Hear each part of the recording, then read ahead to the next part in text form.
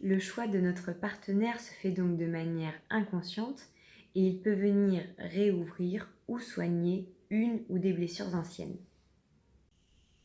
Donc nous sommes tous la résultante de notre enfance, de notre éducation. Et de ces périodes de vie naissent des blessures. Donc ce sont des blessures qui peuvent être de l'ordre du rejet, de l'humiliation, de la trahison, de l'abandon, de la dévalorisation, de la privation, etc. Et ces blessures vont engendrer en nous des croyances sur nous, mais aussi sur les relations affectives. Dans un couple, il y a toujours un effet miroir. Ce que l'on va venir verbaliser à l'autre aura des résonances et des répercussions en nous. Et cela va réactiver des ressentis en lien avec nos expériences passées. L'erreur que font beaucoup de couples est d'aller chercher un partenaire qui va venir réparer leurs blessures. Alors que tout cela n'est qu'un leurre. Prenons l'exemple d'une femme qui souffre d'une blessure de trahison. Donc sa plus grande peur est donc d'être trahie et elle peut du coup développer une forme de contrôle, de pression sur son partenaire.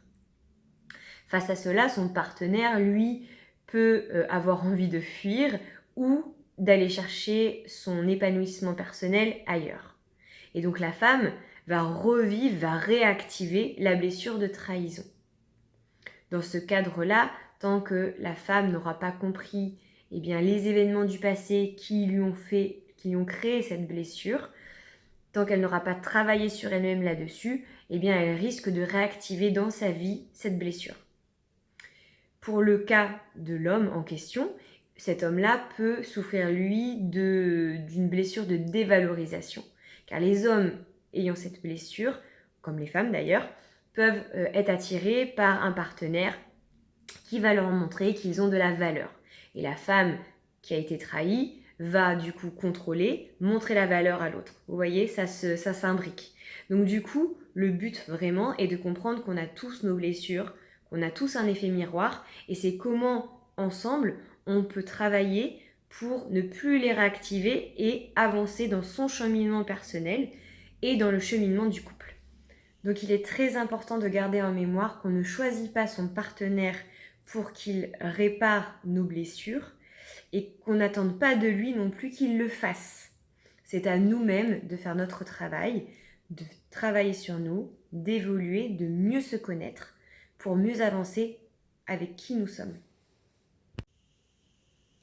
Le choix du partenaire peut se faire aussi en fonction du souvenir que l'on a du couple de nos parents. Et par moments, nous souhaitons soit reproduire ce que nous avons vu, ou soit totalement l'éviter. Donc c'est un sujet qui n'est pas facile parce qu'on demande du coup une prise de recul conséquente, un détachement face au couple de nos parents et peut-être un détachement face à l'idéalisation potentielle que nos parents ont représenté pour nous, leur couple tout du moins, et dans la reproduction ou non de ce que l'on souhaite. Je vais vous donner du coup quelques exemples un peu plus parlants. Par exemple, si vous avez eu des parents qui étaient en harmonie, en symbiose, fusionnelle. Peut-être que vous, en tant qu'adulte dans vos couples, vous avez tendance, dès qu'il y a un conflit, peut-être à partir parce que vous n'avez pas connu ce schéma-là et donc pour vous, ce n'est pas normal d'avoir autant de conflits dans un couple. Pour des parents qui ont plutôt été en tension, en conflit, les enfants devenus adultes auront peut-être tendance à penser que la solitude est mieux qu'une relation avec beaucoup de conflits. Un autre exemple, par exemple, pour les parents qui se séparent vite. Du coup, les enfants devenus grands en couple auront tendance à garder un anti-modèle en tête pour ne pas reproduire les mêmes erreurs du passé.